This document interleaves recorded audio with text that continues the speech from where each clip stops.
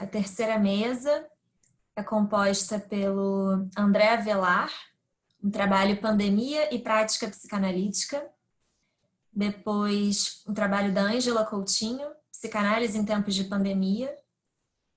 E o trabalho do Leandro Santos, Algumas Reflexões sobre a Clínica em Tempos de Pandemia. Acho que a gente vai seguir a ordem aqui, talvez, e começar pelo trabalho do André. O que vocês acham? Fazemos isso mesmo? Então tá bem. Então, vamos dar aí a fala para o André Avelar, membro titular da SPID, com trabalho Pandemia e Prática Psicanalítica. Olá, gente. Boa tarde a todos.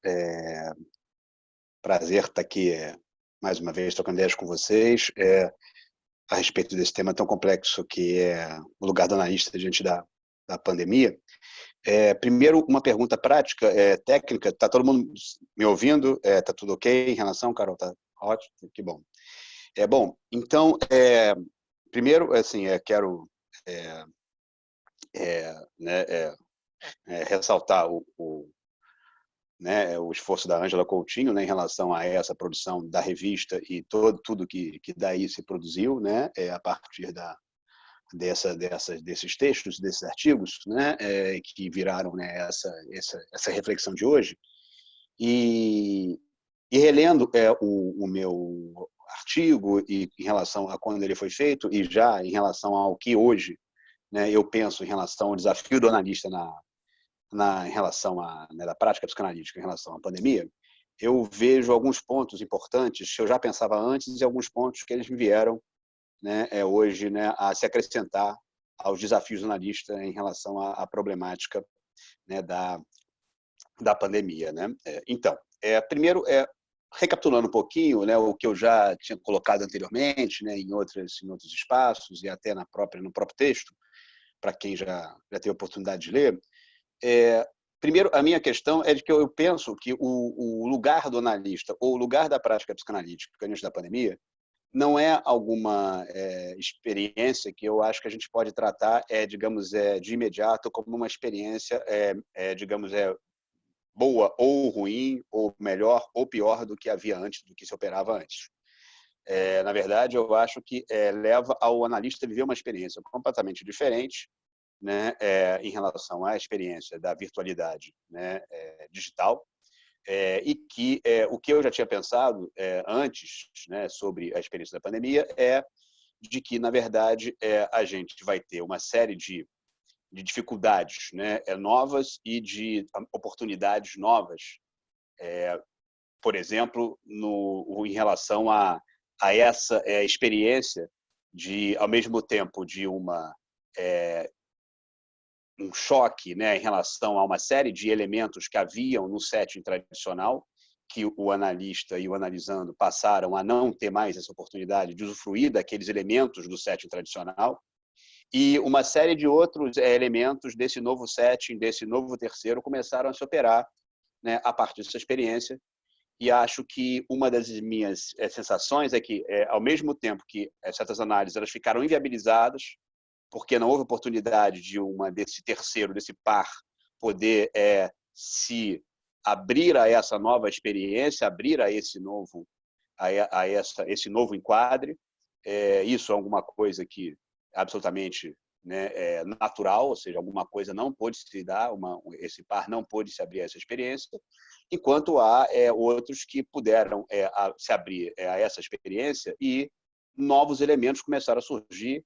E eu acho que um dos elementos importantes, né, que eu acho que eu tenho visto, é exatamente a dimensão de um fator regressivo, né, muito forte, para o bem ou para o mal dessa experiência, que vai produzir, às vezes, determinadas situações de muito sofrimento, mas, ao mesmo tempo, de muita abertura para algo novo da realidade psíquica do analisando, né? Então, eu penso que eu lembro sempre de uma imagem de uma analisanda que me trazia essa ideia de ela estar, na verdade, falando de uma mãe invasiva e que ela me compartilhou aquela experiência, né, digamos, da invasão da mãe a partir de um correr, né, dessa analisanda, né, pela casa, no sentido de buscar um espaço, né, para poder encontrar, né, ali um certo tipo de paz, e falando em sussurros ou analisando os que vão falar dentro de um carro, ou, né, eu lembro de uma analisanda minha que ela tinha uma experiência que era uma experiência, né, de ir para um espaço aberto e havia uma ventania, e que aquela ventania ali, né, foi alguma coisa que acabou tendo todo um sentido naquela experiência, né?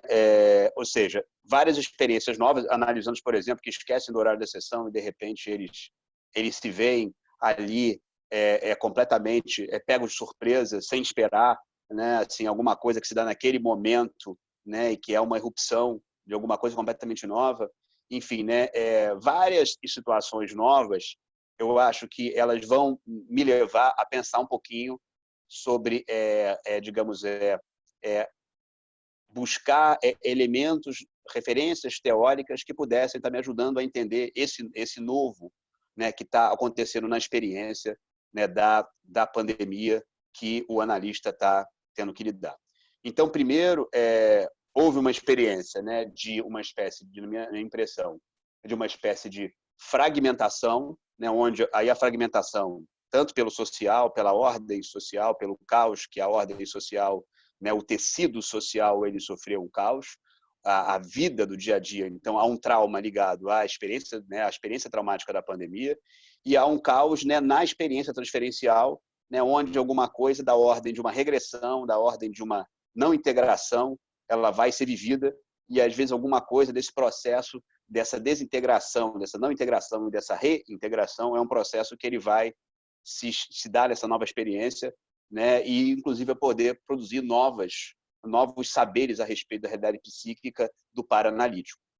A partir daí, eu comecei a pensar, né, inclusive eu lembro sempre lembro muito, né, de um manifesto cinematográfico que eu acho muito interessante, que é o Manifesto Dogma 95, que era do Lars von Trier, onde eles, muito baseado no neorrealismo italiano, ou seja, de outras correntes cinematográficas anteriores até, mas ele me chamou a atenção, aquela ideia de uma câmera na mão e de um filme que vai se dar de uma maneira absolutamente angustiada, o protagonista que corre e o telespectador vai correndo junto com o protagonista, vai caindo junto com o protagonista, vai levantando junto com o protagonista, alguma coisa que a gente vai sentindo a pulsação ali daquele sujeito, como se a gente estivesse do lado dele, alguma coisa dessa modalidade cinematográfica me chamou a atenção como uma ferramenta para poder entender a complexidade do encontro transferencial hoje.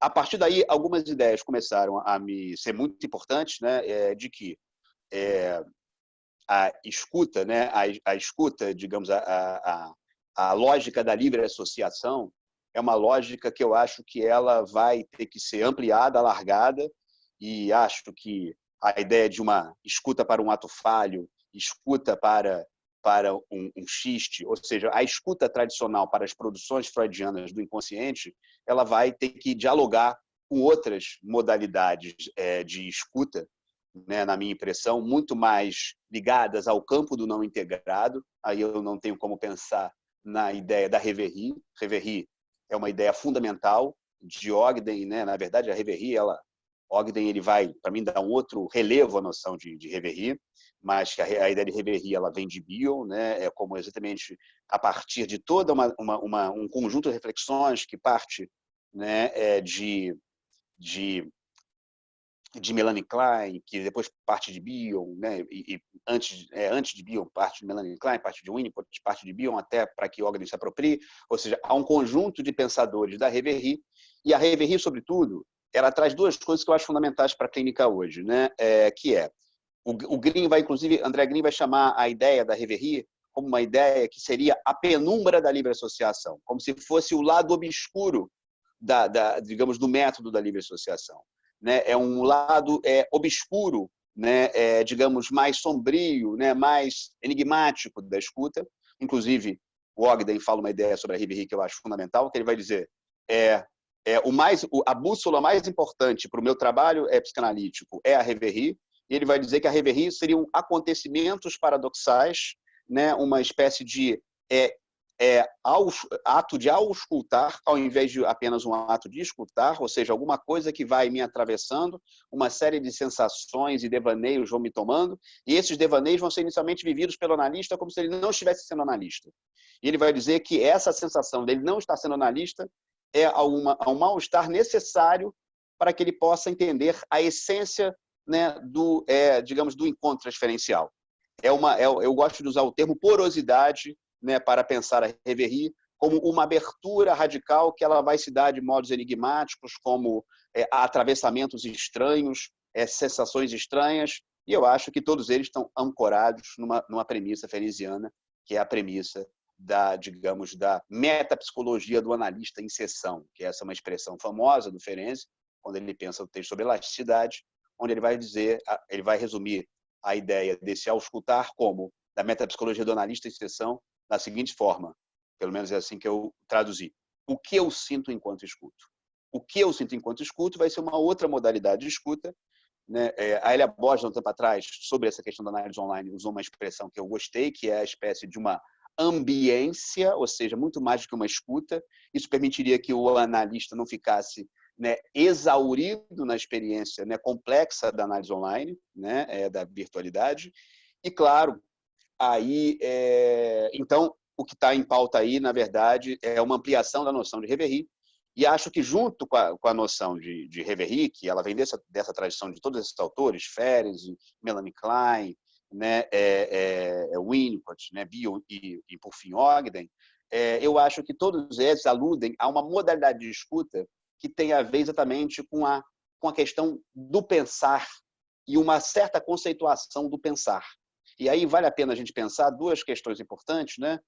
Porque o pensar, primeiro, para Bion, ele mais do que, né, uma experiência intelectual, ou melhor, ao invés de uma experiência intelectual, vai ser uma experiência afetiva. Ou seja, ele vai pensar, a partir da sua noção da ideia de identificação projetiva, de que o bebê projetaria as suas angústias indizíveis para a mãe, para o objeto materno, e esse objeto materno poderia, de alguma maneira, né, fazer uma devolução para o bebê, a criança, dessas angústias, né, sem nome, indizíveis, de modo suavizado e significado. Então, o Bion vai pensar que o processo de pensar é inerente à própria constituição psíquica, à própria constituição, ou seja, né, da identidade psíquica, via projeção. Ou seja, a ideia da identificação projetiva é exatamente essa, de que eu me identifico, ou seja, me constituo, projetando e recebendo de volta minhas projeções, né? E essa ideia é que vai produzir a capacidade de pensar. E o Bion fala uma coisa muito interessante, que ele vai dizer de que a capacidade de pensar, ela, na verdade, ela é, curiosamente, algo anterior aos pensamentos. Ele vai dizer, a capacidade de pensar é a capacidade de lidar com os pensamentos. Então, o curioso é que ele vai criar uma torção, vai criar um paradoxo, onde ele vai dizer, o pensamento vem primeiro, depois a capacidade de pensar. E a capacidade de pensar é lidar exatamente com os pensamentos. Mas leia-se bem, isso é importante, porque quando ele fala de pensamento, muito mais do que uma ação intelectual, é uma série de afetos que vão ter uma série de representações, e esses afetos são experiências de aconchego, desamparo, horror, uma série de coisas, mas elas vão ter algum tipo de representação. Né? Então, mas essa ideia fundamental de que pensar, então, é lidar com o conteúdo inaugural de uma experiência primitiva. Ou seja, eu tenho uma experiência, eu posso viver essa experiência primitivamente, essa experiência primitiva produz pensamentos, e o pensar é a capacidade de suportar, de lidar com eles, de dar sentido a eles. Isso é uma imagem que eu acho muito interessante de Bion, né, a respeito do pensar, e o Green, ele vai, inclusive, partindo de Freud, ele vai pensar um pouquinho de que a atribuição do pensar é anterior à noção de interioridade e exterioridade. Isso é uma ideia que eu acho muito interessante de Green a respeito também do pensar, porque ele vai falar exatamente dessa ideia de que antes de eu saber se alguma coisa ela é dentro, né, está dentro ou está fora, né, eu vou fazer um juízo de atribuição, se essa coisa é boa ou ruim. Resumindo, na lógica mais primitiva, o que é bom me pertence, o que é ruim não me pertence. E aí o desafio, né, da constituição psíquica seria poder, né, digamos, reunir, né, enfim, né, esses afetos, esses pensamentos, esses sentimentos que são qualificados como ruins, que o sujeito possa integrar esses afetos.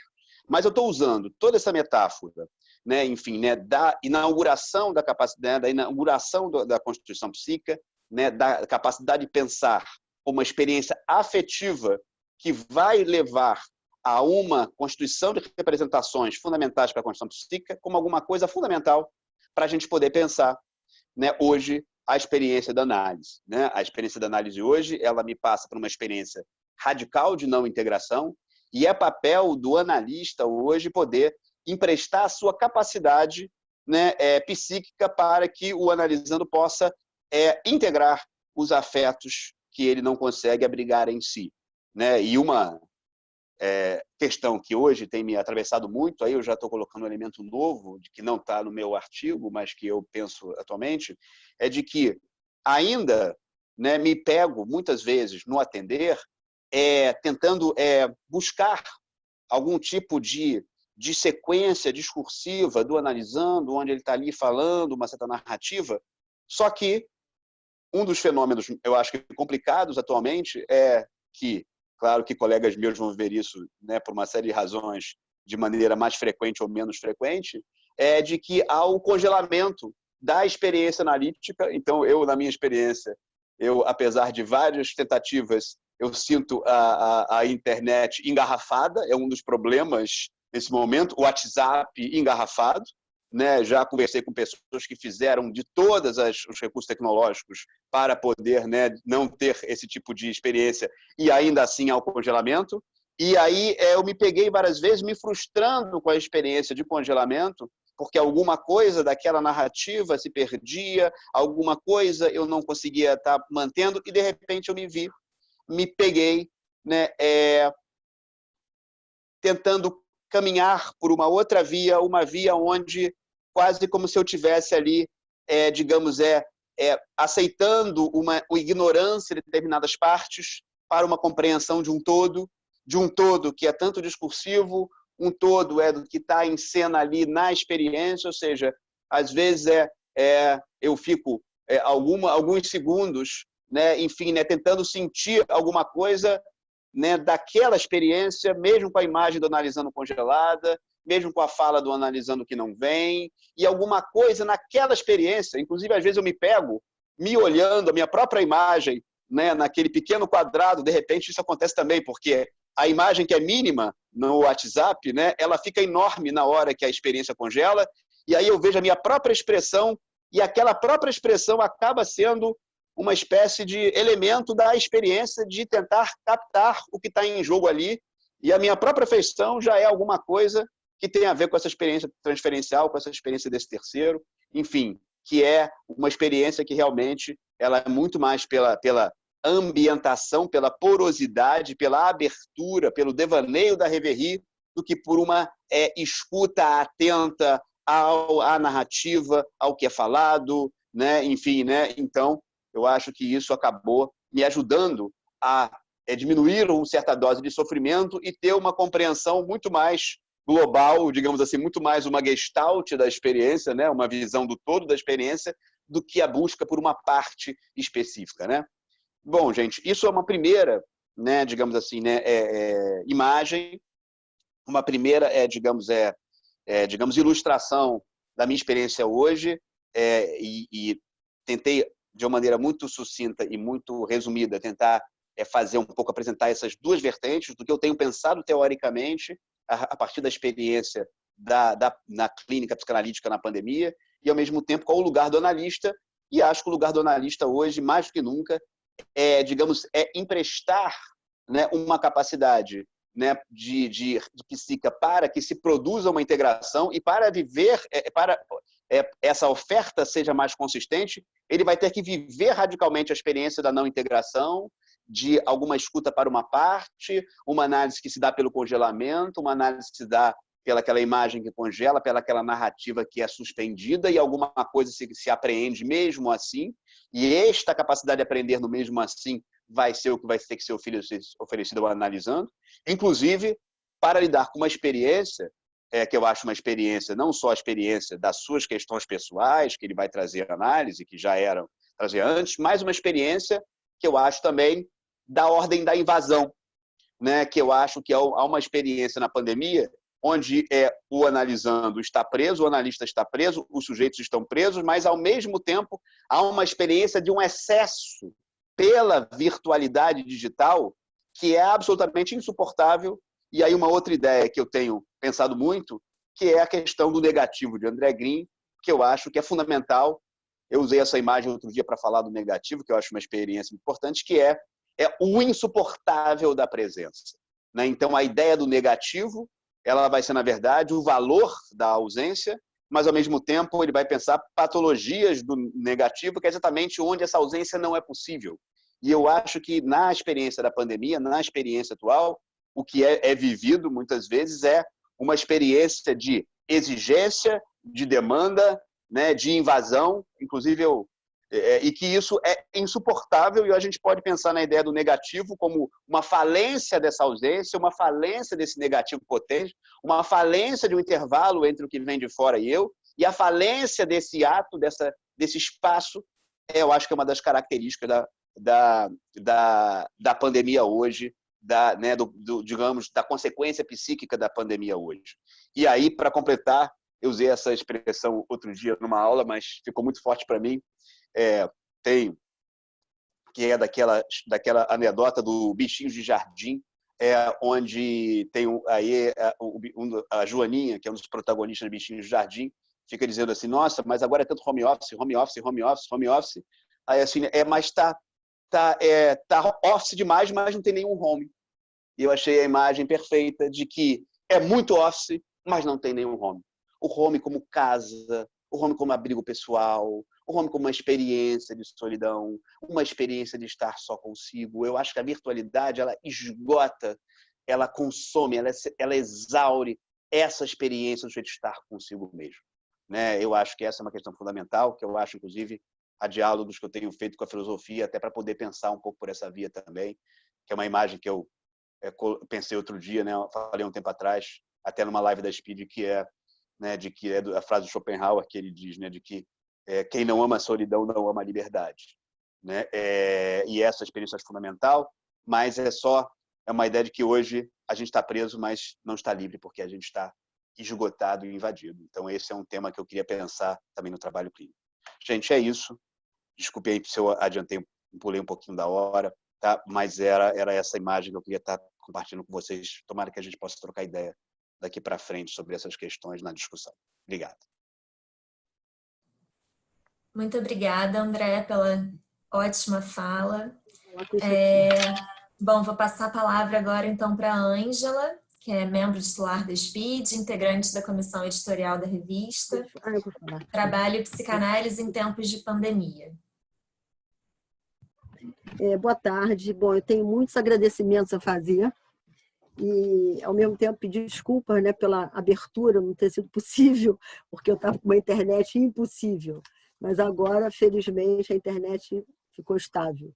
Mas eu queria agradecer aos autores que, num tempo recorde, quer dizer, esse tempo da pandemia, de março a agosto, conseguiram produzir tão excelente trabalho, no auge da pandemia. Quer dizer, no calor da pandemia, essa produção foi feita. Então, isso aí é uma coisa que foi totalmente surpreendente para a comissão editorial, que fez uma aposta. Vamos apostar em fazer um número específico, um número histórico, um testemunho histórico sobre esse momento do mundo. Né? Então, nós apostamos nisso, mas sem saber qual seria o retorno. O retorno foi melhor a emenda que o soneto. Né? Retorno não só de qualidade, de quantidade, mas foi assim, realmente surpreendente. O segundo agradecimento é a comissão editorial, que certamente que fez aposta nessa produção. E o terceiro, que eu não posso deixar de repetir, ao Vitor Maia, que não era ainda da comissão editorial, está passando a ser a partir de agora, e que foi graças a ele que a gente conseguiu fazer um evento ao mesmo tempo no Zoom, que está sendo gravado simultaneamente pelo Facebook da SPID e que posteriormente vai ser editado cada mês isoladamente no YouTube. Então, queria agradecer, Vitor. Você está bem-vindo à comissão editorial. A sua presença foi completamente fundamental, sem a qual a gente não estaria aqui. Isso então, queria agradecer. E também queria agradecer aos participantes que estão aqui presentes, né? Até hoje. Quer dizer, a gente está sustentando desde a primeira mesa uma média de 60, 65 participantes, o que é uma coisa bastante inusitada e prazerosa para nós. E, finalmente, mais agradecimento aos participantes do seminário, porque durante a pandemia, um dos seminários que eu coordenava, a gente transformou em clínica psicanalítica online, exatamente para dar conta de uma construção que estava sendo feita em conjunto, e a perplexidade, tudo isso que a gente foi vivendo em conjunto. O resultado dessa construção está nesse trabalho. Então, eu queria agradecer aos participantes do seminário que, de alguma maneira, é uma produção conjunta, né?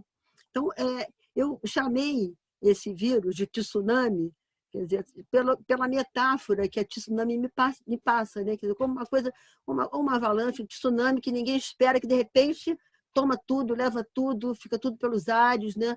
E que nós, aqui no Brasil, olhamos a pandemia de longe como se fosse um negócio, uma tsunami. Lá na China aconteceu, numa cidadezinha desse tamanho, um negócio que aconteceu lá.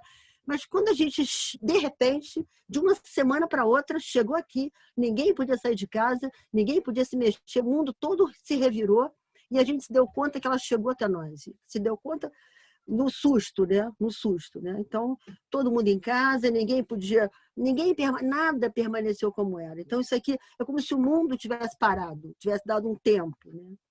E, literalmente, todo mundo foi atingido. E nesse todo mundo atingido, a gente viu uma identificação. Todos nós fomos abarrotados por essa tsunami. Só que, ao mesmo tempo que a gente se confrontou com essa identificação, que todo mundo não é o mesmo que era antes da pandemia, ao mesmo tempo, a pandemia de cada um é completamente diferente, o que nos confrontou exatamente com a diferença, né? A pandemia de cada um, como cada um está interpretando, está vivenciando a pandemia, é completamente singular, né? E é isso que tem a ver com a diversidade de contextos socioculturais e emocionais de cada grupo, cada pessoa, cada país, né? Então, esse confronto com a nossa humanidade e impermanência não se deu de modo homogêneo. Isso não é qualquer coisa, né? Porque isso vai ter um efeito direto no manejo da clínica, né? Como que a gente vai escutar essa diferença, no sentido de alguém que está vivendo uma outra pandemia que não é a minha, né? A mesma tsunami, o mesmo tsunami, vivido de maneira completamente diversa, né? Aí eu me lembrei do Freud, ele fala da diferença entre verdade material e verdade histórica, né? A verdade material objetiva, digamos, o tsunami que pegou todo mundo, né? Mas diante desse tsunami, inúmeras verdades vão sendo construídas historicamente. Para cada um, aquele tsunami vai ter uma representação, vai ser uma oportunidade para alguma coisa, vai ser uma perda de uma opção de outras, enfim. Com o Freud, a gente aprendeu que a verdade histórica é uma interpretação subjetiva, né? É o que é verdadeiro para cada indivíduo num período da sua história, né? Aqui tem um trabalho psíquico, né? Uma construção pessoal que não é inteiramente arbitrária. Tem uma base ali, né? Tem um tsunami que nos afetou a todos e que cada um enxerga essa tsunami a partir da sua realidade psíquica, né? Do que você vai construindo como a sua realidade psíquica, né?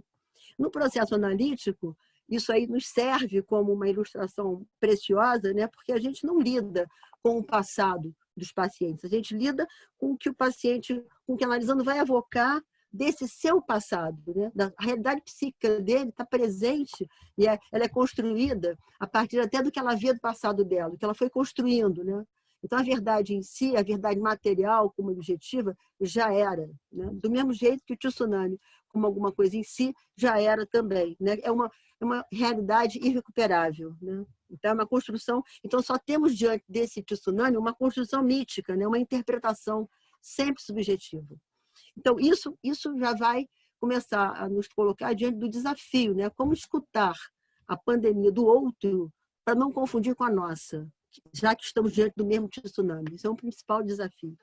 Mas eu queria fazer uma volta atrás, né? A primeira ideia, quando foi pensar a psicanálise nos tempos de pandemia, foi eu busquei uma metáfora, eu ressuscitei uma metáfora muito antiga, né? Que agora ganhou um novo vigor, porque foi um achado para mim revisitar essa metáfora, né? Que eu tinha estudado há milênios, né? Nos anos 70, o José Blecher fala de uma psicanálise, do enquadramento psicanalítico. Ele vai falar da metáfora, moldura e processo, como alguma coisa, um como condição de possibilidade do outro, né?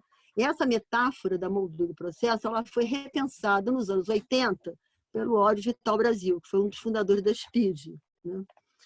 Para pensar a metodologia do processo analítico como observação participante. E eu fiquei muito curiosa, muito curiosamente surpresa, né, com a atualidade dessa metáfora, exatamente para pensar a clínica online. E é isso que eu quero transmitir aqui, né? Quer dizer, o analista como observador participante. Essa que é a ideia fundamental que o Horus extraiu dessa metáfora da moldura e processo, né? Nesse momento crítico que a gente está vivendo, essa metáfora caiu como uma luva, né? Foi assim, e nós discutimos isso, que eu estou trazendo, no nosso seminário sobre clínica psicanalítica online. Então, para pensar, grosso modo, essa metáfora, que a gente tem um quadro, qualquer quadro tem uma moldura, né? Então, a moldura ela vai falar de um dentro e fora do quadro, né? A moldura vai emoldurar o que está dentro da situação analítica. E, ao mesmo tempo, o que está fora da situação analítica é o contexto onde a situação analítica se dá.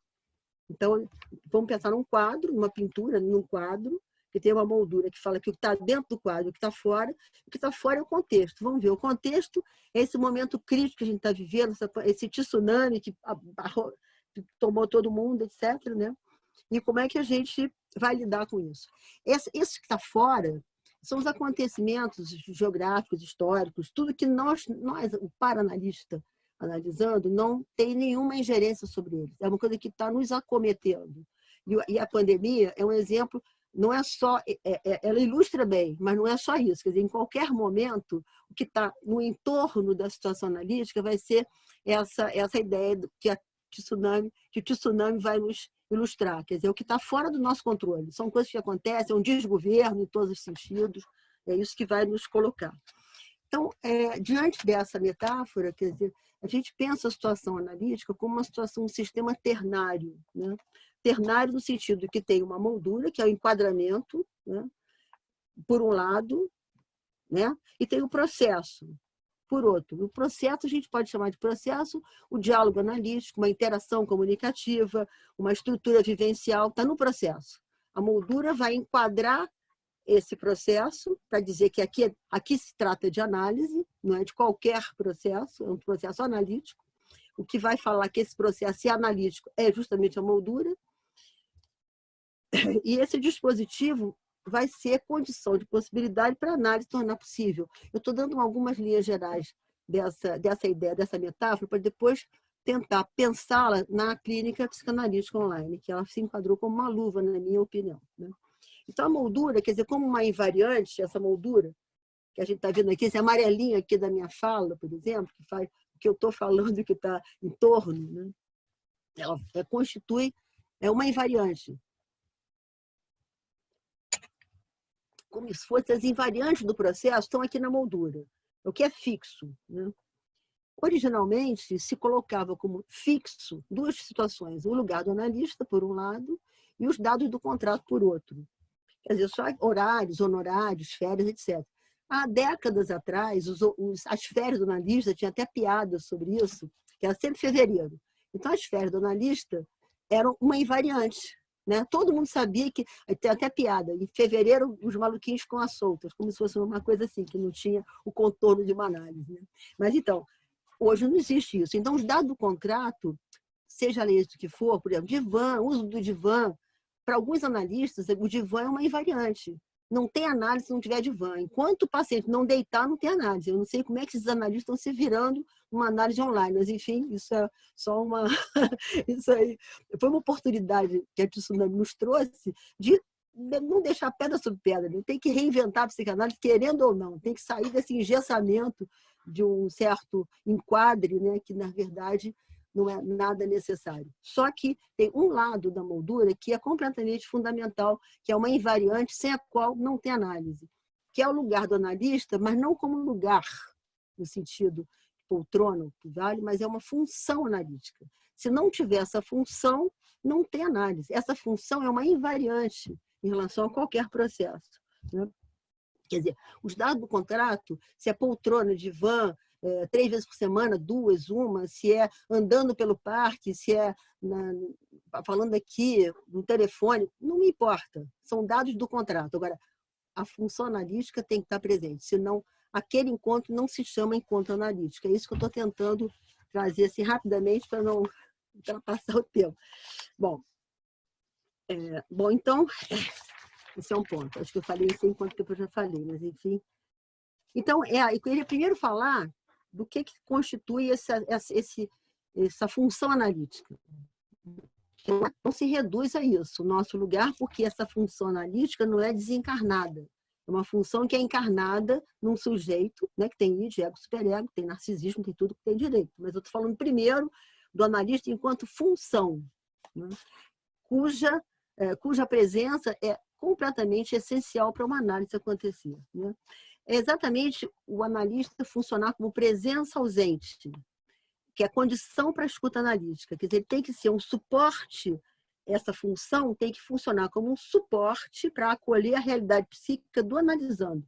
E também o irrepresentável, para acolher a intensidade, para acolher. Ele está ali para acolher, ele se empresta, como disse o André, para esse acolhimento. Né?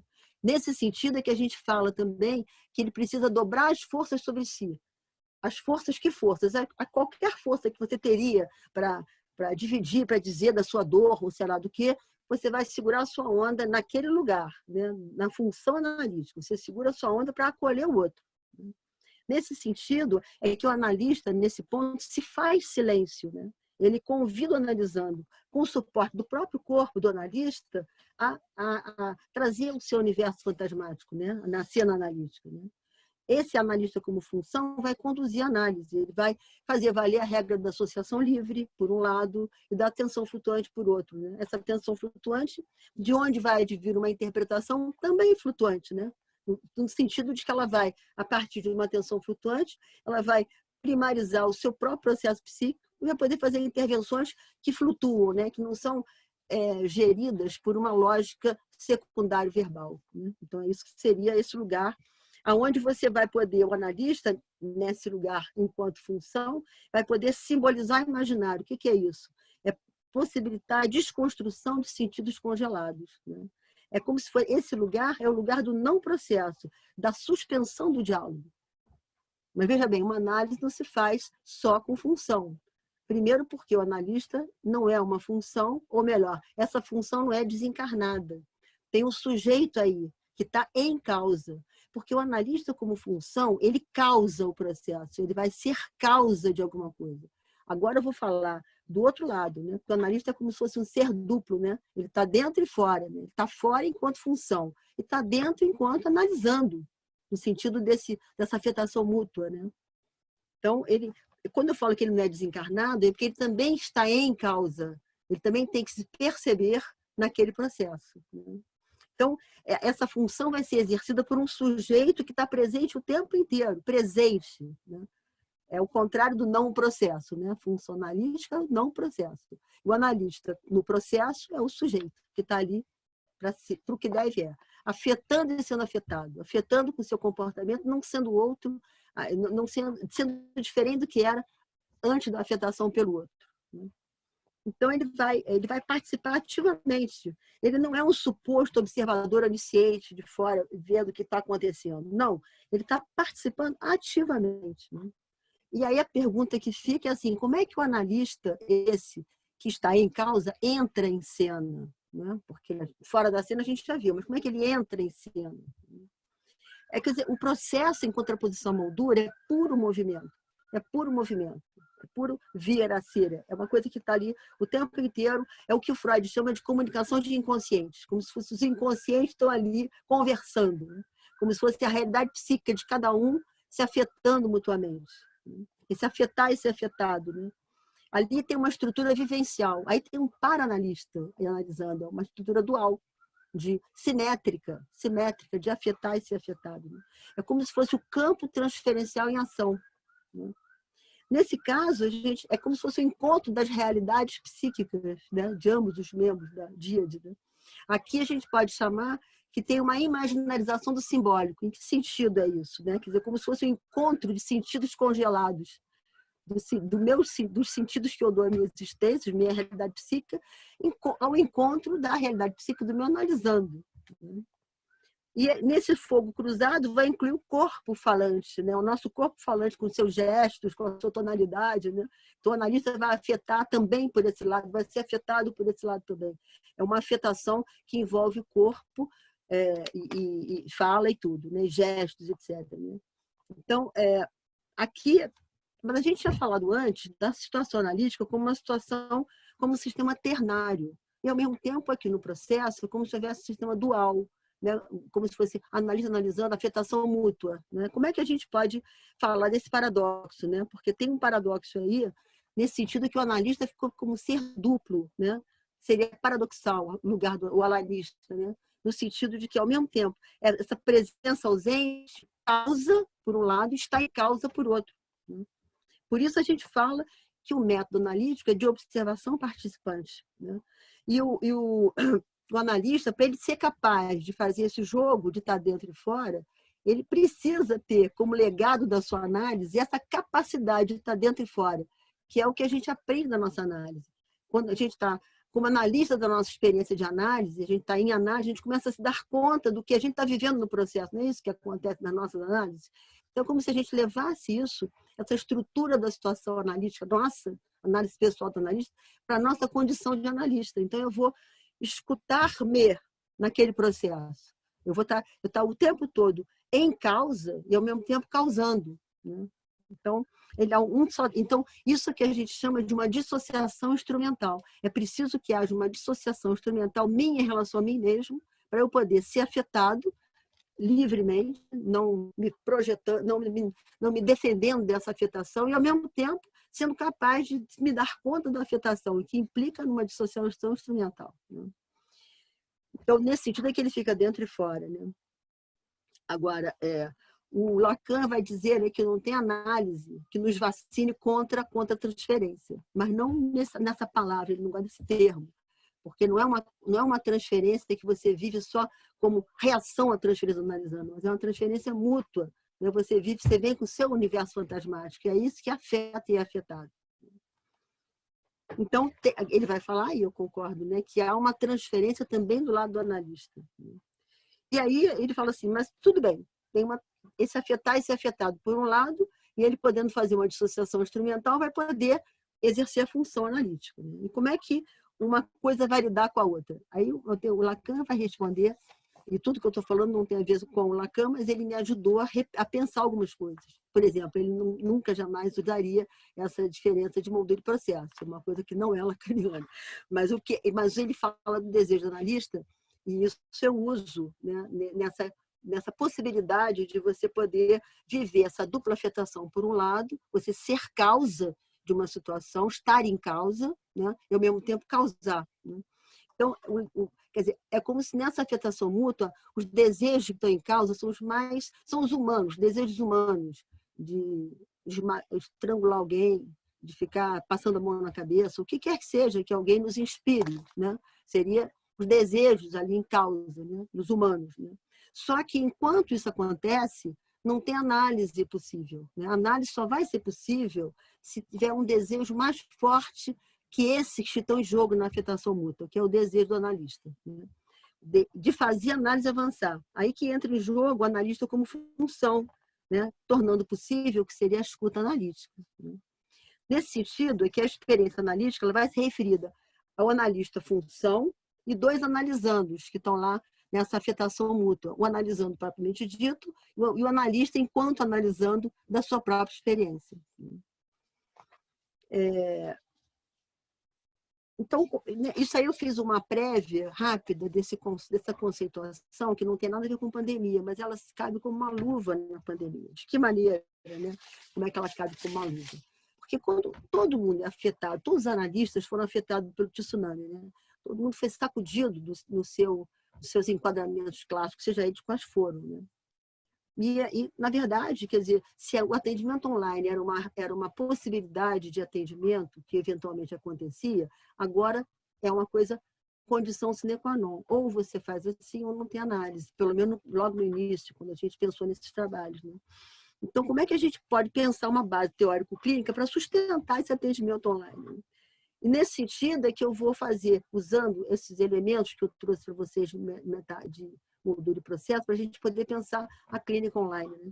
Essa tela do equipamento, do celular, que a gente está vendo agora, e que a gente vê quando a gente tira o nosso paciente, é como se fosse exatamente esse lugar do não processo, né, que o Blair colocava, né, através do qual o encontro analítico se dá. Né, essa afetação mútua se dá emoldurado por uma tela de computador, de celular, sei lá do que, ou telefone, seja. Né. Então, essa tela ela vai aproximar e afastar.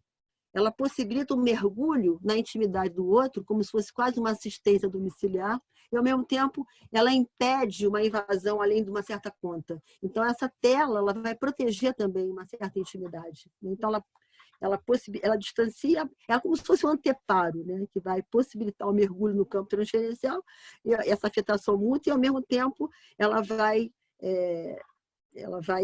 ter um anteparo contra uma intimidade em demasia. Então, nesse contexto aterrorizador que nos oprime, né, o desafio maior, isso é o desafio maior, pegando essa dupla vertente, né, do moldura e processo, é a gente não sobrepor a nossa realidade psíquica a dos nossos analisandos. É não entender que o tsunami para ele é o mesmo tsunami para mim, porque não é. Né? Isso aí é muito difícil, porque parece que a gente está dentro da mesma situação. Estamos no mesmo barco. Não estamos. Não estamos, porque o tsunami é um só, mas a realidade psíquica é muito particular, a do analista, inclusive. Então, foi com esse pano de fundo que a gente viveu, durante esse tempo, no seminário Clínica Psicanalítica Online, essas questões todas. Né? E aí apareceu nessa experiência alguns pontos interessantes, né? Nessa experiência compartilhada. O que eu estou trazendo aqui foi o que a gente viveu no grupo. Né? Por exemplo, a questão do limite de cada um. Né? Até que ponto o analista vai poder dobrar as forças sobre si. Né? O desafio maior é você se silenciar como sujeito diante desse contexto tão barulhento e oprimente da pandemia. Como você vai se silenciar, né, diante disso? Como é que eu vou acolher o meu analisando no desamparo dele se o meu próprio medo pode me impedir de escutá-lo? Então, isso são os desafios atuais, né? Muito presentes. Como não confundir o nosso medo com o medo dele? Isso é um ponto de contato. Né? Então, um outro ponto, quer dizer, o Freud fala do analista tem que se manter em reserva. Né? Reserva no sentido de reservar ou analisando aquele espaço. Né? Esse espaço é reservado para ele, não é para eu contar minhas histórias, nem para falar o que eu estou sentindo pela pandemia. Isso é um problema meu. Né? Então, eu tenho que me inclinar ao outro, né? e deixar de lado a minha própria pandemia. Isso que é a ideia. Isso que seria uma inclinação ao outro enquanto alteridade, né? A gente se deixar em reserva, né? A gente se recolher para acolher o outro. Isso que eu chamo de uma escuta amorosa. Amorosa nesse sentido específico, né? De o encontro com a alteridade, de respeito pela alteridade. Não confundir o meu medo com o seu medo. Então, eu penso que, embora eu concorde com o que a Luísa falou, que o encontro é sempre virtual, acho que eu vou ter que... Já está quase o tempo, né? Pois é. Então, nós abordamos muitos outros pontos, vou só citar na aula, né? Sobre a questão do acolhimento maior até online do que presencialmente, e a questão da imagem, né? Que vai ser protegida e, ao mesmo tempo, exibida, né? E a relação com o tempo também, que seria muito mais veloz, e sobretudo, para terminar, a questão com a tecnologia, né? Que o Marcelo trouxe a contribuição dele, né? Que a tecnologia pode ser uma coisa muito assustadora, que gera uma certa fobia, né? E, ao mesmo tempo, pode ser alguma coisa que você abraça como se não houvesse nada antes dela. Mas isso aqui, de qualquer maneira, a gente pode ver, a despeito de todo o terror da pandemia, ela está sendo uma oportunidade única para a gente revirar nossos valores, né? Não só valores em relação à vida, mas em relação à psicanálise e à clínica. Não tem como a gente se manter engessado diante desse momento. Muito obrigada. Não li, né? Bom, muito obrigada, Ângela. Agora a gente vai seguir com o Leandro Santos, membro associado do SPID, também integrante aqui da comissão editorial da revista, com trabalho Algumas reflexões sobre a clínica em tempos de pandemia.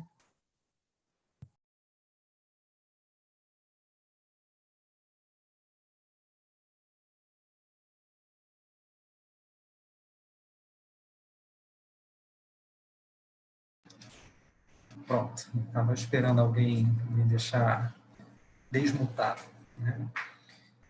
Bom, assim, é uma responsabilidade tanta, né? Falar depois da Ângela e do André, né? Mas, enfim, eu vou tentar seguir assim, as diretrizes, né, do que eu apresentei no meu artigo, que eu propus para a revista, que foi um artigo que a gente escreveu a toque de caixa, né, assim, muito rápido, né? E que ele reflete bastante assim a minha posição no início da pandemia, né? Eu acho que alguns pontos assim eu voltei a pensar, mas a base do trabalho eu acho que se mantém, né? Assim, passados já quase 5 meses, né? 4 meses. Bom, então assim, para abrir a minha fala, né, eu gostaria de destacar esse ponto, né, que a Ângela finalizou a fala dela, que foi um ponto que foi muito discutido entre os pares, né, que é exatamente essa dimensão democrática, né, do vírus, né, da Covid.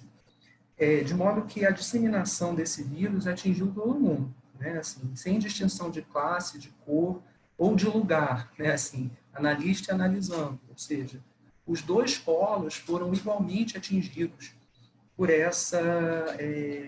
por esse impacto, né, da pandemia. De modo que tanto o analista quanto o analisando foram obrigados, né, a olhar juntamente, né, para um inimigo em comum, que era exatamente esse inimigo, né, que é o vírus, né? Bom, com essa questão de partida, né, eu fiquei me perguntando sobre se esse olhar em comum para o mesmo inimigo poderia nos aproximar de uma ideia de horizontalidade de uma análise, né? Então, eu iniciei a minha reflexão, né, para esse artigo e justamente iniciei a minha reflexão clínica sobre a pandemia pensando exatamente essa dimensão de uma horizontalidade. Bom, o que eu pude observar assim, é que, de fato, né, as análises se horizontalizavam, né? Assim, de fato, isso aconteceu. E muitos pacientes assim, começaram a direcionar a minha figura perguntas muito diretas, né? A mim mesmo. Assim, né? Você está em segurança? Você está bem? Você está conseguindo respeitar o isolamento? Foram perguntas assim que, paciente após paciente, né, eu fui assim, convocado a responder, né? Bom, diante assim da situação catastrófica, né, da realidade sanitária, né, da cidade em que eu resido e atendo, que foi uma das piores, né, da cidade do estado do Rio de Janeiro, eu compreendi assim que essa preocupação ela precisava ser em alguma medida respondida, né? Então assim, por que eu pensei isso, né? E aí eu fui estruturar assim a justificativa, né, dessa resposta, né, de eu precisar responder a isso.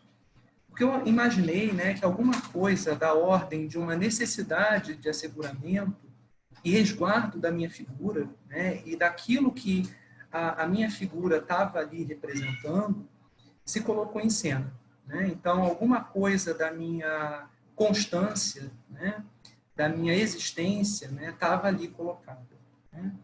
Então, assim, eu acreditei, né, na época, e ainda hoje eu acredito, né, que poder segurar, né, e oferecer o mínimo de estabilidade da minha presença ali, né, seria necessário para que a análise continuasse a avançar, né? Bom, então, no contexto, né, que a gente se encontra, eu penso que foi necessário, ainda é, acolher essa dita horizontalidade, né, como uma estratégia de garantia para uma estabilidade mínima, né, para que o processo se dê. Bom, porém, assim, o que eu comecei a pensar é que exatamente como realizar esse acolhimento, né, dessa dita horizontalidade, respeitando as diretrizes fundamentais que norteiam o trabalho analítico. Então, essa foi a segunda questão que eu me coloquei, né? Principalmente no que se refere à noção de que o trabalho psicanalítico deve ser realizado sempre na abstinência.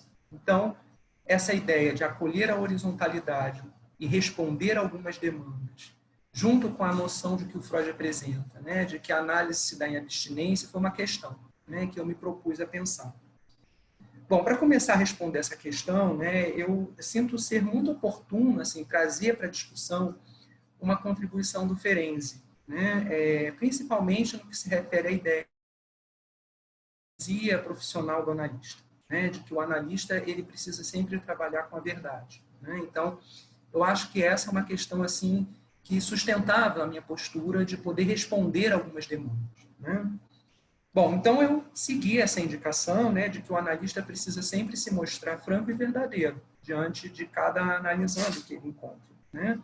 Sem que essa posição de uma possível hipocrisia ou neutralidade hipócrita, né, tome conta da sua disposição para ouvir. Bom, endosso a ideia de que a hipocrisia do analista pode ser, sim, uma das variáveis mais iatrogênicas ao processo da análise, né?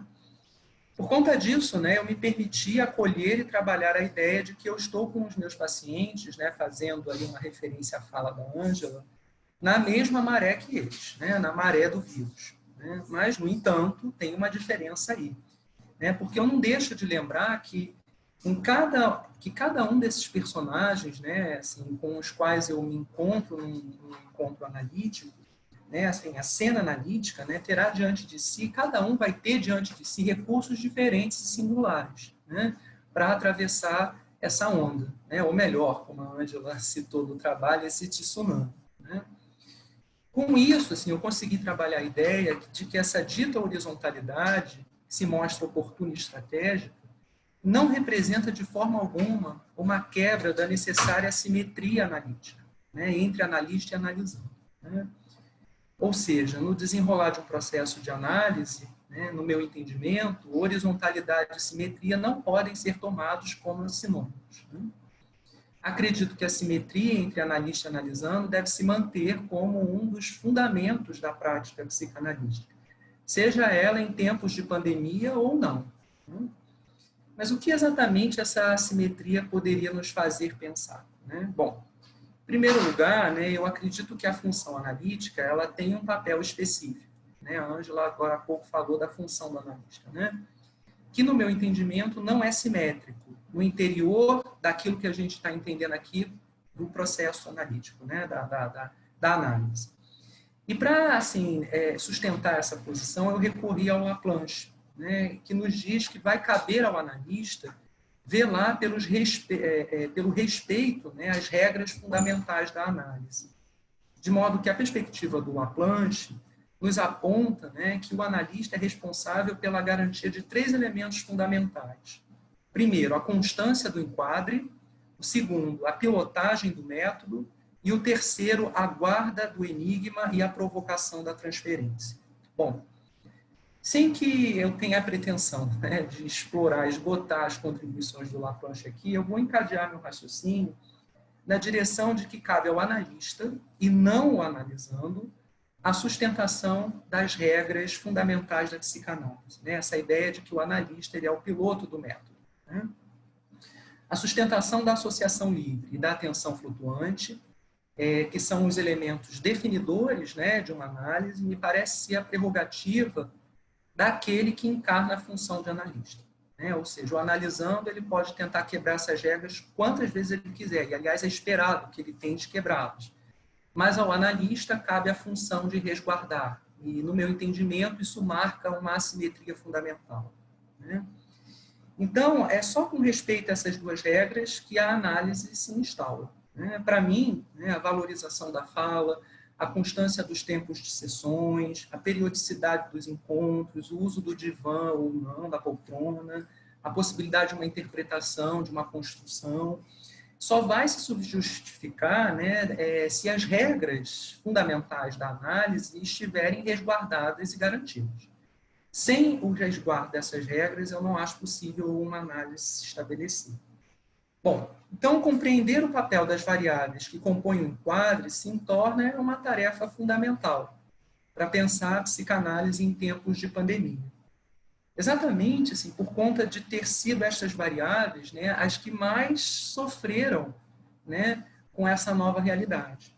A rápida disseminação do vírus nos colocou diante de uma necessidade imperativa de migrar os nossos atendimentos para uma modalidade virtual, online, né, melhor dizendo, né, melhor online. E assim, em discussões, né, com os colegas supervisores, colegas pares, enfim, eu fui percebendo, né, assim, que num primeiro momento uma certa visada foi se colocando, né, que era exatamente essa imagem de se pensar esse impacto a partir das perdas que esse impacto poderia trazer, né, à análise. Bom, em um primeiro momento, né, e eu me incluo dentro desse rol, pouca atenção foi dada à positivação, né, dessa modalidade online. Bom, a falta de uma presença física, né, ficou assim inicialmente marcada como uma espécie de dificuldade, né, no caminho de uma análise. Uma vez que essa falta, né, vai diminuir o campo perceptivo e sensório, tanto do analista quanto do analisando. É verdade, né, que a utilização do celular, do computador, de tablets, né, como um meio por onde o tratamento se efetua, de fato, priva a análise de alguns elementos perceptivos e sensoriais. No entanto, assim, passado já algum tempo, né, que nos encontramos na obrigatoriedade de atender nesta modalidade, outros elementos que antes podiam permanecer silenciados vieram à tona, né? A importância de se trabalhar com a imagem, por exemplo, com as tonalidades de ritmo e fala, né? Com o silêncio, né, e com a ausência, puderam ganhar novas possibilidades de sentido. Bom, dentre esses elementos, assim, a questão do silêncio me sensibilizou de uma forma muito profunda, né? Porque no início dos meus atendimentos online, eu percebi que o silêncio não era um elemento muito bem-vindo nas sessões, né? Qualquer possibilidade de instalação dele, ou era logo preenchido por uma fala dos meus analisandos, ou era preenchido por uma intervenção minha, né? Inicialmente, eu interpretei essa questão, né, como algo da ordem de uma necessidade de garantir que o outro estava ali, né, que a conexão entre a dupla analítica não havia se interrompido, né, ou seja, o que estava em jogo ali seria exatamente garantir a estabilidade do enquadre para que a análise pudesse andar. No entanto, assim, para além dessa constatação, né, que é extremamente relevante, né, eu penso que a necessidade de preencher o espaço, né, com uma fala que não abre margem ao silêncio e, enfim, pode estar a serviço, né, de uma outra coisa, né? É como se uma incapacidade de suportar o vazio e o silêncio e a imprevisibilidade que esse vazio potencializa ganhasse, assim, um protagonismo enorme, né? Penso que essa incapacidade dos destinos, né, penso que essa incapacidade, né, acaba por se misturar com a nossa perplexidade diante do completo desconhecimento dos destinos que essa pandemia pode nos levar, né? A quantidade assustadora de mortes causada por essa doença colocou assim o tema da nossa própria finitude, da nossa morte, na crista da onda, né? Creio que encontrar-se assim, com esse vazio, né, da finitude tem repercussões assim, muito profundas em qualquer processo de análise. Em uma situação de pandemia, né, como essa que a gente atravessa, acredito que esse encontro, né, com a falta de sentido, com a nossa finitude, tem ainda assim, um caráter ainda mais profundo. Assim, acho, né, que acolher o horror da finitude não me parece ser um elemento que inviabilize o trabalho de análise, né? O imperativo do atendimento online se configura como um importante momento para a gente refletir, ao meu ver, né, sobre a radicalidade, né, desse acolhimento, né, dessa finitude. E para que isso seja feito, eu vou fazer assim, menção, né, a uma ideia do Ferenczi, que eu acho que é muito cara ao que a gente está vivendo aqui, que é essa imagem e essa ideia da elasticidade da técnica psicanalítica, né? Bom, a perspectiva do Ferenczi, né, nos fala da importância de uma postura flexível diante dos imprevistos e dos limites, né, de uma situação analítica. Bom, para mim, o recado do Ferenczi parece ser bem claro, né? Ou seja, diante de um limite, a análise precisa se flexibilizar. E a grave situação, né, sanitária nos impôs um limite, né? E diante desse limite, a gente precisou organizar novas modalidades em nossos atendimentos de fala e escuta, né?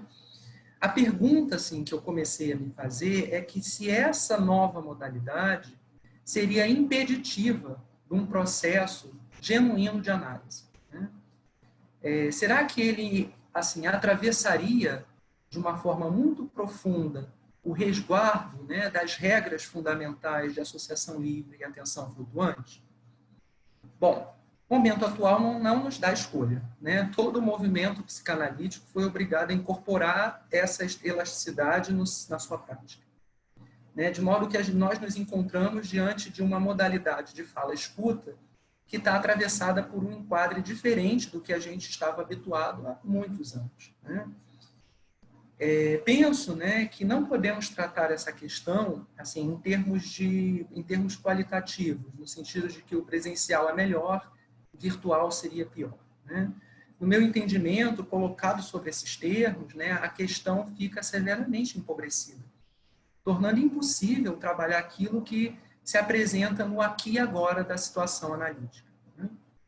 Bom, faço coro, né, a ideia que a gente até trabalhou no seminário da Ângela, né, de que a principal resistência que se apresenta a um processo de análise é aquela que se situa do lado do analista, né, de modo que o saudosismo de uma prática específica, emoldurada no modelo presencial clássico do divã, em que qualquer possibilidade de mudança se coloca, né, como um desvio da psicanálise pura, né, do ouro psicanalítico, para mim é uma espécie de fetichização da técnica, né, que pouco se torna aberto, né, à contingência e ao desconhecido, né?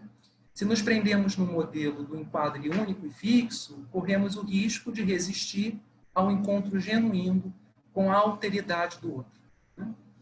Acredito, né, que se o analista consegue manter vivo dentro de si uma flexibilidade que é capaz de acolher o desconhecido e concomitantemente, né, resguardar e proteger o estabelecimento das regras fundamentais, a análise pode acontecer. E isso independente do meio em que ela se realiza, né? Se o analista não tem interiorizado em si o entendimento da lógica da fala e da escuta analítica, não há enquadre externo capaz de garantir um processo de análise, né? Penso que, em meio à contingência das variáveis do enquadre, algo precisa permanecer fixo e imutável. O respeito às regras fundamentais da análise, para mim, se encaixa aqui, né? Não seriam contingentes. Para mim, esta é a dimensão invariável, fundamental, em que qualquer processo de análise, seja ele presencial, online, enfim, para acontecer, né?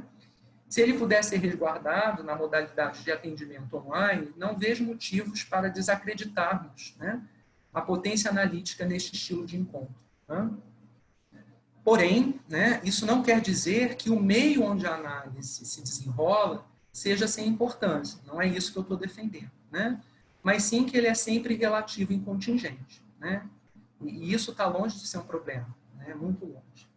Bom, para finalizar, para não me estender mais do que eu poderia, né, eu assim aponto, né, que na minha perspectiva como analista, né, nunca há espaço para um projeto pré-concebido no percurso de uma análise, né? Sempre é necessária uma abertura benevolente ao que é desconhecido, né? Além disso, né, eu acredito que a análise precisa trabalhar sempre no plano temporal de um a posteriori, né? Só saberemos de fato, né, os efeitos desse impacto da pandemia, né, na nossa prática, na posterioridade, né? Atualmente a gente ainda está no olho do furacão, principalmente no Brasil e no Rio de Janeiro, né? Contando apenas com duas ferramentas, né, para poder assim se manter firme diante desse tsunami, né, que é a regra da associação livre e a regra da escuta flutuante, né? Só com elas em mãos, né, só com essas duas regras em mãos, que é possível nos lançarmos, né, no obscuro de uma viagem, né, da qual a gente só vai conhecer sempre o ponto de partida. Obrigado.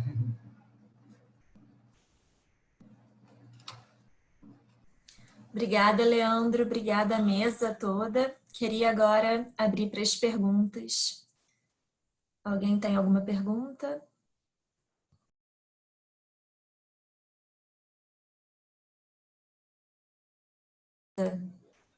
Não é também, de novo, uma pergunta, mas um comentário, né? Eu tive a oportunidade de ler o texto da Ângela antes desse encontro aqui e adorei,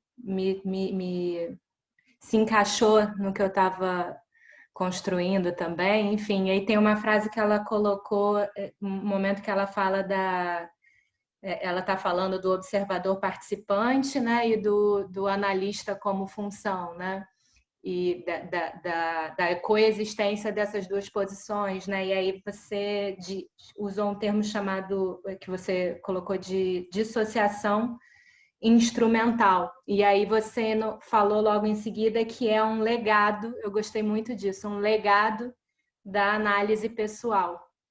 E eu acho que tanto o teu texto, né, quanto a fala do Leandro agora, trazem muito essa ideia do tripé na formação do analista, né, que é o que a gente está fazendo aqui, de usar a teoria a nosso favor e a supervisão e a análise para fazer para poder continuar ocupando o nosso lugar de analista da melhor forma possível, né? Então, queria comentar isso, que eu gostei muito dessa junção da dissociação instrumental e a ideia de legado da análise pessoal.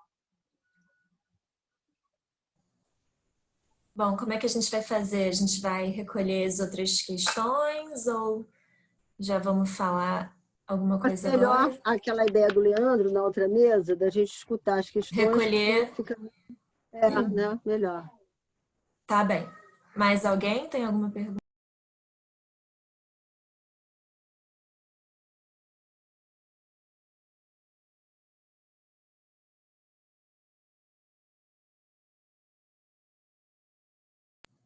Bom, eu tenho duas perguntas. Vou fazer, então.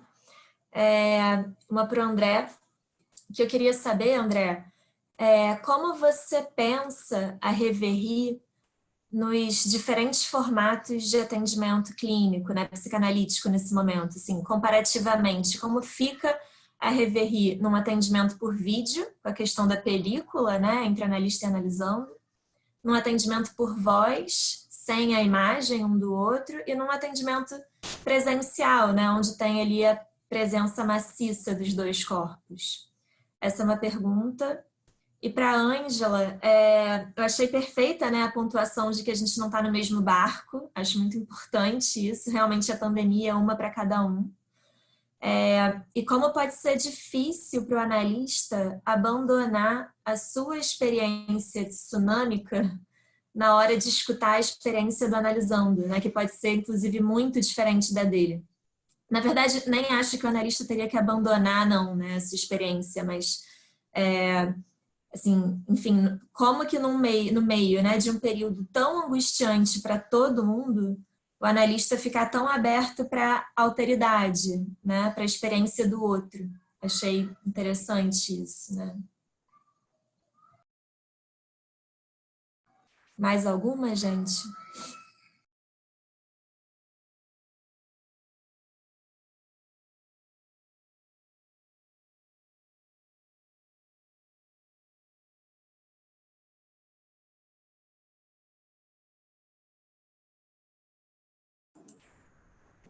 Carol, tem Patrícia Nóbrega dizendo que mandou uma pergunta para o Leandro. Você chegou a ver aqui? Eu não encontrei. Foi direto para ele? Talvez tenha ido direto para ele. Não estou encontrando aqui. Tá, Leandro, aí para você? Patrícia... Veio tá sim, aí, veio direto para mim. Veio direto para mim. Tá, eu posso lê-la, né? A Patrícia perguntou sobre a horizontalidade e a simetria. Quando seus analisandos perguntam a você, tudo bem? Como você manejou esses dois significantes, ao mesmo tempo respondendo e permanecendo na sua função de analista? A Fernanda Freitas também queria fazer um comentário. Não sei se ela vai falar ou vai escrever aqui.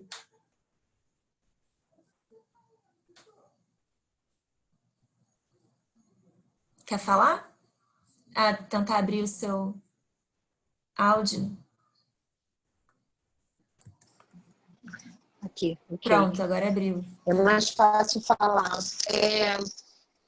Eu achei que os trabalhos da Ângela e do Leandro dialogaram muito, né? E a questão do analista, na sua análise pessoal, como o guardião desse enquadre, e que o Leandro trouxe de positivar a experiência, porque, assim, pessoalmente, eu acho que com muitos de nós aconteceu isso, eu tive a oportunidade até agora de receber 3 pessoas, 3 analisandos novos. 2 deles nunca tinham feito análise. Primeiríssima experiência de análise deles está sendo essa. E eu sempre me pergunto se eu não puder crer que o que eu estou fazendo ali tem todos os elementos do processo analítico, eu não posso receber essas pessoas, né? Me lembro de uma outra live do Sede Sapiência, a pessoa que estava apresentando, ela falou uma frase que ficou para mim, né? A gente tem que... Foi uma provocação, mas eu acho que é muito interessante. A gente tem que deixar de pensar que a análise se resume ao divã e ao nosso consultório, à nossa sala. O processo analítico está muito para além disso. É claro que esses elementos são importantes, mas que existe uma infinidade de possibilidades que não fecha nada, porque como é a posteriori, daqui a pouquinho a gente vai ter vai acontecer um novo encontro e a gente vai ter novas ideias a respeito disso que a gente está discutindo agora, porque ainda tem muito que se transformar, né? É só isso. E parabéns, está muito bom. Muito obrigada. Tem uma pergunta aqui do Bruno Campos para a Ângela. Ângela, pode falar um pouco mais sobre a dissociação instrumental? E do Bruno para o André também. André, pode falar sobre este pensar antes da capacidade de pensar? E o Alter Ives também quer fazer um comentário.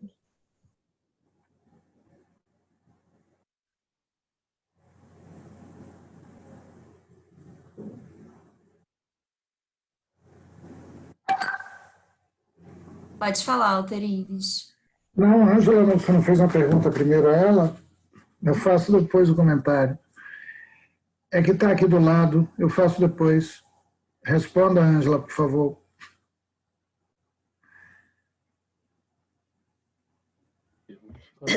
Mas não tem mais questões aí?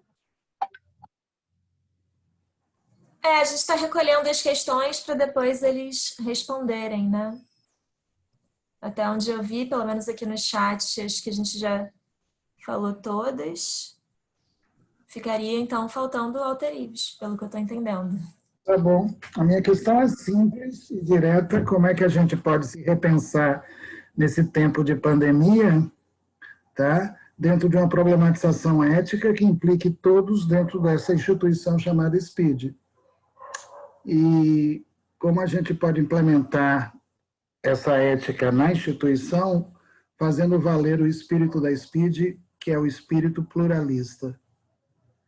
Coisa que André, Ângela, a gente vem pensando, Solange, já há um bom tempo, quando instituiu na SPID esse pluralismo e a possibilidade de fazer disso aqui um meio interdisciplinar. Essa pergunta não é endereçada a uma pessoa, não. Eu acho que é endereçada a todos, né? É uma questão que implica todos nós.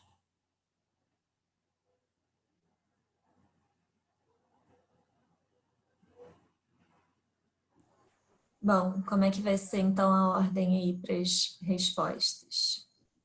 O André quer começar respondendo? Ou o Leandro? Acho que...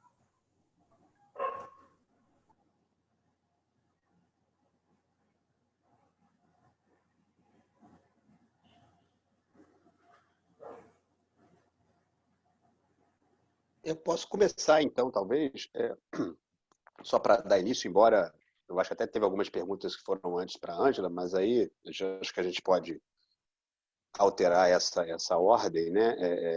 Se não houver problema, claro, a gente vai podendo colocar desse jeito, né? Mas então, duas questões, né? Eu acho que foram levantadas, né? Primeiro a sua, né, Carol, sobre a questão de quais são as reveries, né? Ou seja, que são específicas da análise online hoje. Eu acho que essa é uma questão fundamental que você traz, né? Essa pergunta tem uma questão fundamental na sua pergunta. E outra é do Bruno, é que pensar é esse, né? Ou seja, que pensar é esse, que na verdade ele na verdade é um pensar, né? É um pensar anterior, né? Ou melhor, é um pensar posterior à própria existência do pensamento, né? Como se houvesse duas categorias de pensar, né? Um pensamento que se dá e depois se produz o pensar, que seria a capacidade de lidar com eles. Mas assim, então, indo para a questão, eu acho que essas duas perguntas até estão não muito interligadas, né? Porque, na verdade, assim, a Reverie, eu penso hoje como um instrumento fundamental, e a Reverie, ela fala exatamente para aquilo, né, que está fora do campo, né, de uma representação, né, né, só que eu acho que a Reverie, ela vai produzir uma enorme, digamos, alargamento dessa ideia do representável, de uma abertura para esse representável.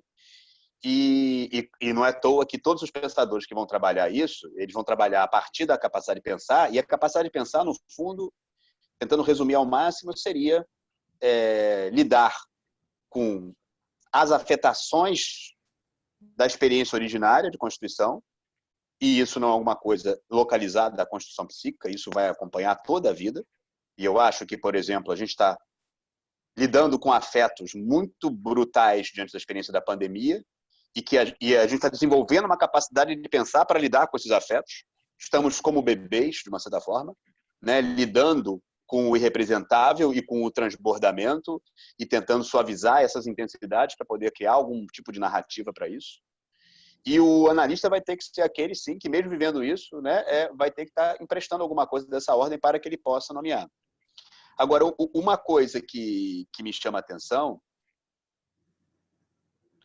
uma coisa que me tem chamado a atenção é a questão, isso é uma coisa bem, eu acho que atual, que eu tenho visto, porque por muito tempo se trabalhou a questão do olhar como uma questão que ela seria, alguns analisandos eles vão estar olhando os analistas olho no olho, e outros analisandos eles ou vão desviar esse olhar, ou vão se deitar no divã, ou seja, algum desvio desse olhar. Inclusive, alguns autores vão trabalhar a ideia de que esse olhar ele teria um viés, digamos, muito atravessado por uma vivência contra-transferencial, por uma lógica contra-transferencial, porque seria algo da ordem de uma espécie de embate, de conflito, e que o desvio do olhar seria, né, alguma coisa, digamos, válida. Inclusive, a ideia do deitar-se no divã fala, às vezes, exatamente dessa coisa de desviar o olhar. Claro que isso também é marcado por outras coisas. Freud, ele próprio confidenciava, dizia, por exemplo, que ele não aguentava olhar para os analisandos 8 horas por dia, né? Isso é frase do Freud,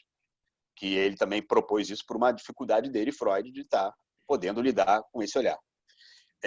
E aí, eu acho que há alguma coisa que acontece atualmente, na minha experiência, que é uma experiência onde alguma coisa tem analisandos que vão reproduzir, mesmo olhando olho no olho, a partir da experiência online, vão reproduzir alguma coisa bastante similar ao divã, onde eles vão desviar o olhar, e aí haveria aquele olhar para dentro, aquele olhar onde, a partir de uma questão, aquele olhar se desvia, vai para dentro, vai para algum outro lugar, e a livre associação se produz. Então, haveria, eu acho que uma mudança no setting, mas alguma nova, uma permanência de uma lógica desse deitar-se no divã se produz, mesmo nessa experiência online, claro que sofrendo muitas mudanças, mas alguma coisa nova se dá, e mesmo que analisando os que funcionavam de ambas as formas, que é alguma coisa desse olho no olho, que produz algum efeito na transferência diferente, que produz outras reveries, e alguma coisa tem acontecido que eu acho muito interessante, que eu me pego muitas vezes, né, cada vez mais atento a isso, onde eu passo a expressar com o meu corpo, com o meu olhar, alguma coisa, quase, digamos, criando, né, uma espécie de... criando algum tipo de interpretação para uma fala do analisando, para um diálogo do analisando, como se eu, na verdade, criasse, às vezes, alguma forma de inventasse uma resposta para algum tipo de fala que ele coloca ali como uma questão. Então, um analisando que tem um problema com um cônjuge, e aí ele fala da dificuldade de falar algo, de se colocar, até de nomear um certo impasse, uma certa demanda, e eu me pego muitas vezes apresentando, né, uma forma de falar alguma coisa para ele, para o outro, mas muito mais alguma coisa que se produz a partir do terceiro e que me pego, né, às vezes, digamos, emprestando a minha capacidade de imaginar para que o analisando possa, tá? Digamos, criando, a partir daquela imagem que eu criei, alguma forma autoral de poder endereçar, né, enfim, alguma coisa para aquele outro que eu estou em impasse. Ou seja, eu acho que a radicalidade da Reverie na experiência online hoje é um empréstimo radical da capacidade de pensar e até um exercício dessa capacidade de pensar.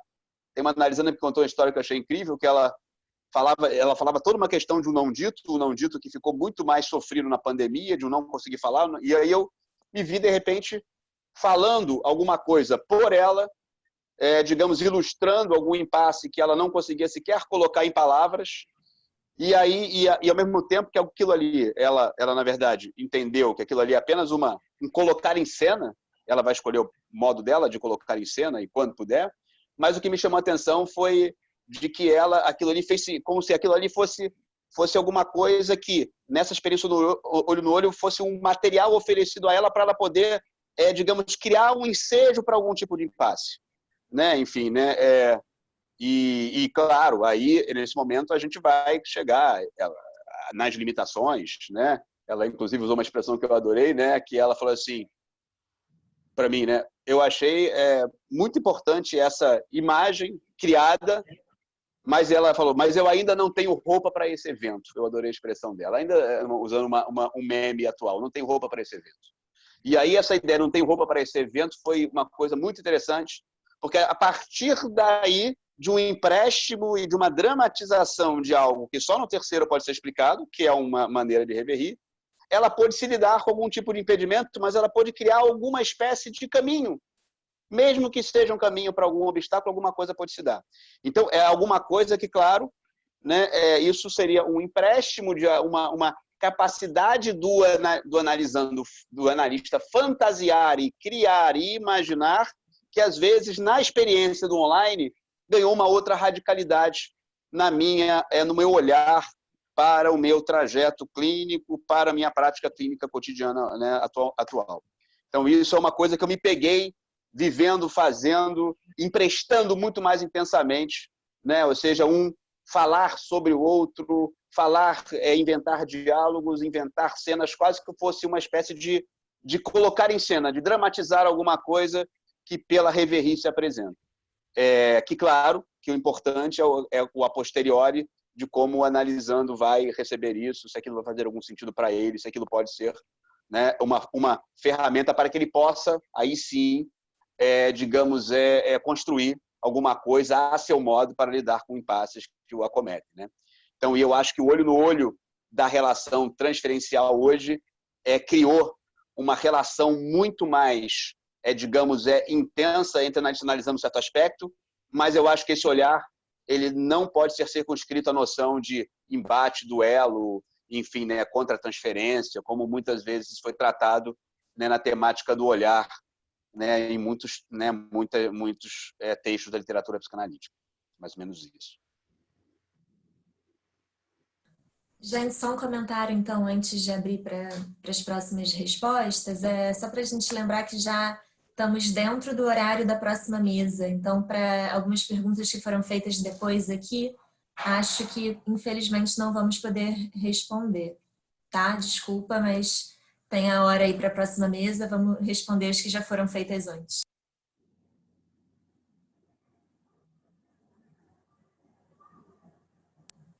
Quem vai falar agora? Ângela, Leandro? Sou eu.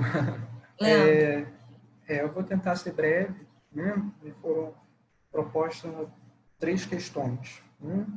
Uma pela Patrícia, perguntou sobre essa relação de horizontalidade e assimetria, e ela me perguntou sobre esse tudo bem, você está isolado, né?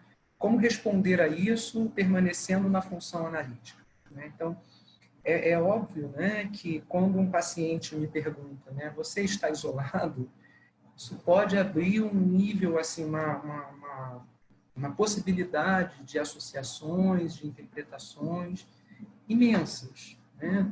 Mas como opção estratégica no momento, né, me senti querendo mais resguardar minimamente uma estabilidade para, num segundo momento, explorar o que esse você está isolado pode vir a dizer, né? Para onde isso pode se deslocar. Então, nesse sentido, eu acho que foi uma fala que, em alguma medida, acolhe a uma certa horizontalidade, porque eu respondi essa pergunta, né, essas perguntas, mas, ao mesmo tempo, apostando, né, que depois elas poderiam abrir para uma outra coisa, né, que eu acho que isso, de fato, aconteceu. Tá? Então, permanecer na função analítica é exatamente isso, né, apostando que um sentido ou outro vai poder advir daí. Né? Bom, com relação ao Maurílio, ele me fez uma pergunta que eu achei bem interessante, né, onde ele fala sobre consequências positivas, né, do atendimento online. Eu acho que quando eu pontuei a ideia de positividade, eu quis fugir um pouco dessa categoria qualitativa, né? Positividade no sentido de afirmar uma coisa que está posta, né? Mas quando você fala numa consequência positiva, eu penso que a gente tem que avaliar no caso a caso, né? É óbvio que alguns pacientes puderam aprofundar a sua própria investigação sobre si mesmo, sobre o seu próprio inconsciente, isso foi nítido em alguns casos, isso aconteceu. Em outros, não. Em outros, uma resistência maior se colocou, né? Então, acho que isso tem que ver sempre no caso a caso, né? Eu não acho que seja possível a gente dizer que é bom, simples assim, né?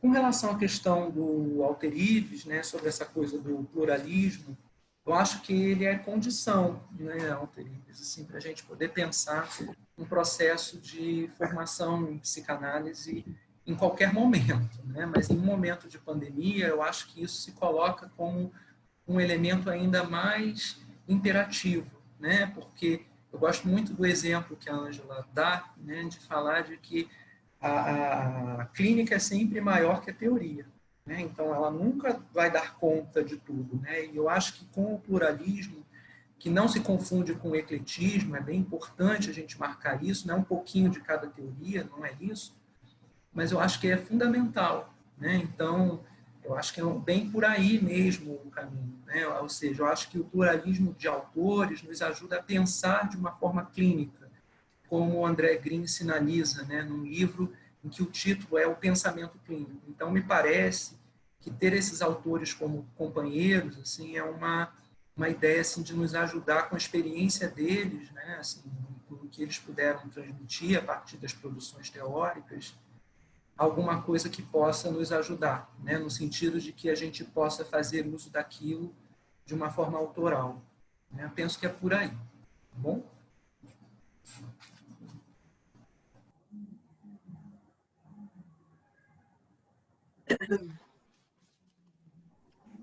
Ok? Posso falar? Peraí, deixa eu pegar aqui.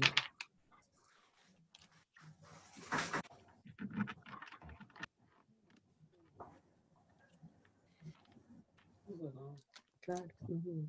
Bom, estão me ouvindo bem? Está todo mundo escutando? Bom, vou tentar ser super breve para a gente não atrasar, se bem que só pontuar uma coisa, essa é a primeira jornada na SPID, cujo atraso da última mesa ficou em 15 minutos. A gente nunca conseguiu esse tempo. Então, apesar de você estar rigorosa com o tempo, essa foi a primeira jornada em que não aconteceu um atraso assim, de meia hora, 40 minutos, ficar todo mundo... É curioso, né? Enfim. Então, eu queria algumas questões que se somam, por exemplo, a da própria Carol, com a da Luísa e do Bruno, né? A questão da dissociação instrumental, o legado da análise pessoal. Eu queria começar falando sobre o legado da análise pessoal, porque é a nossa análise pessoal que a gente está trazendo da estrutura da sua analítica que vai nos instrumentalizar enquanto analista, no sentido muito preciso, não no sentido da gente ficar curado, entre aspas, ficar mais saudável, mais com o ego forte, não é nada disso, mas é você poder internalizar uma estrutura em que você é analista da sua própria experiência, você passa a ser analista da própria experiência. no começo de uma análise, você está mergulhada no campo transferencial enquanto analisanda e não consegue se dar conta da sua posição no processo de análise. E aos poucos você vai conseguindo se dar conta de você no processo, te dar conta de você na transferência, se dar conta do lugar que você coloca o seu analista. E esse se dar conta é exatamente o que vai nos possibilitar, enquanto analista, essa dissociação instrumental. Por que eu chamo de dissociação instrumental e não dissociação?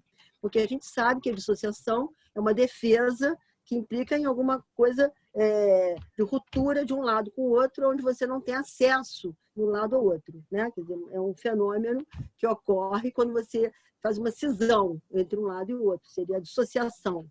A dissociação instrumental, ela tem esse diferencial, porque é como se você, como legado da sua análise, você é capaz de estar dentro, mergulhada no seu processo de análise, colocando o seu analista no lugar que for, você vivendo com o seu analista o universo fantasmático que ele está se emprestando para recolher, e ao mesmo tempo você está se dando conta do que você está fazendo ali.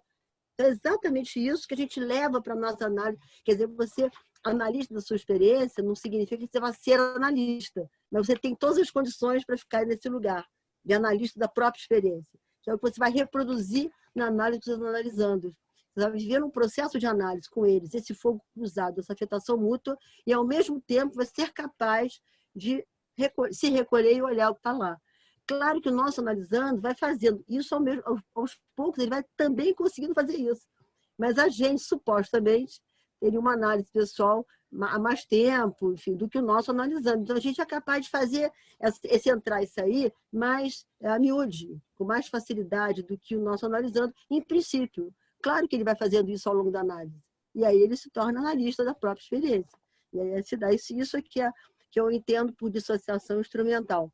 E Carol, o que você fala a dificuldade de você não se perceber o mesmo barco do analisando, é exatamente o fruto, a possibilidade de você poder enxergar o outro enquanto alteridade e não como no mesmo barco que você, ela tem como condição de possibilidade exatamente essa dissociação instrumental, porque é só você podendo dissociar o que você vive no processo, que é assim, estamos juntos no mesmo barco, que horror, essa pandemia, que coisa horrorosa, eu estou vivendo isso ali, né? Quando eu ouço aquilo, eu fico chorando, sei lá o quê, mas eu tenho que fazer alguma coisa com isso para que esse encontro se chame analítico. E isso que eu vou fazer é ver que não é o mesmo barco. Parece que é, mas não é. Então, eu tenho que ficar, a minha asculta, como diz o André, tem que ficar ascultando para ver o que é este outro, completamente outro, essa alteridade está me falando. Então, eu tenho que me inclinar ao outro, por essa escuta amorosa, no sentido de me recolher para acolher o outro, é possível. Então, a resposta, por isso que as três questões se juntam, né? Então, quando a Luísa coloca essa questão do observador participante em função do legado da análise, né? É exatamente nesse sentido, né? E, finalmente, essa colocação que o Alterives faz, né? Eu acho que essa iniciativa nossa, esses ensaios, é um exemplo vivo, né, do que a gente pretende enquanto ética na instituição. Ou seja, somar esforços. A gente não pretende dividir esforços, a gente pretende somar. Quer dizer, quanto mais pessoas na instituição quiser se juntar a essa produção coletiva, mais a SPID vai ganhar uma visibilidade, vai ganhar uma credibilidade, e é isso que é o nosso esforço, para que todos venham à luz, né? Para que todos possam emergir e não fique só nos bastidores. Essa é, na nossa opinião, a ética de somar esforços, né? Que é diferente de dividir esforços. E a questão do pluralismo, o Leandro já respondeu, que é exatamente a condição de possibilidade da gente se formar analista, é poder perceber, é ter uma escuta clínica frente à própria teoria psicanalítica. Quer dizer, cada autor foi por um viés a partir de uma matriz geográfica, pessoal, da sua história pessoal. Cada autor partiu de um ponto de vista. Então, é importante que a gente possa fazer escolhas. Claro, a gente não vai ficar em cima do muro, mas a gente faz escolhas sabendo que é uma escolha, não é nem a escolha, nem a única. E isso é também um respeito pela diferença, que eu acho que é totalmente fundamental. Acho que por aí tá bom. Né? Acho que a gente não atrasou muito, olha. Atrasamos 20 minutos. Só para completar uma coisa, Ângela, que você falou, que eu acho interessante, né? É fundamental, que é O pluralismo, para mim, é ser analista ao ler, né?